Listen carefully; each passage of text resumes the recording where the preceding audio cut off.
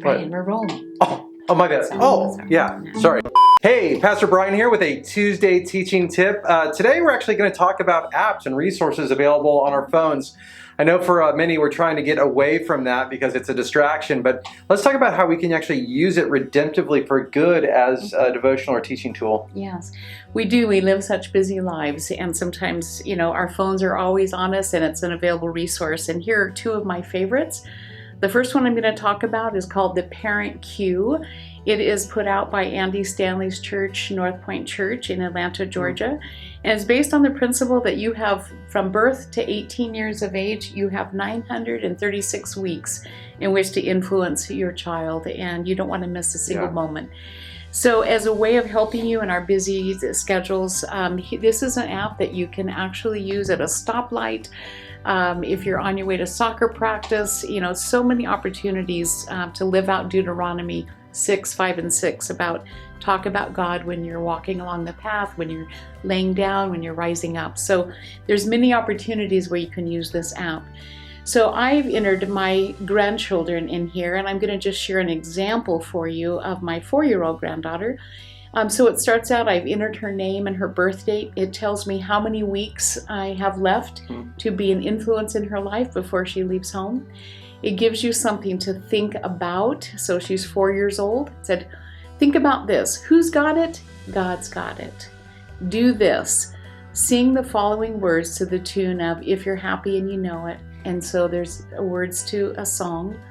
And then it talks about this phase. It says it's just a phase. True or false? 90% of 4-year-olds tell lies, but 100% believe that all lying is bad. Help him or her understand the difference between what is true and real and what is not. And then it tells me I have 694 weeks left. Don't miss it. So I have that app for each of my grandchildren, and as I get into the preteen years, there's videos for them to watch. There's one every day of the year, which is pretty incredible resource. So Parent Cue, and that's free and available for any phone, so don't miss out. Yeah, another great resource is out of Redeemer, New York, Tim Keller's church, New City Catechism. Maybe share a little bit about that. Yes. New City Catechism is the idea that, it presents 52 questions, one for each week of the year.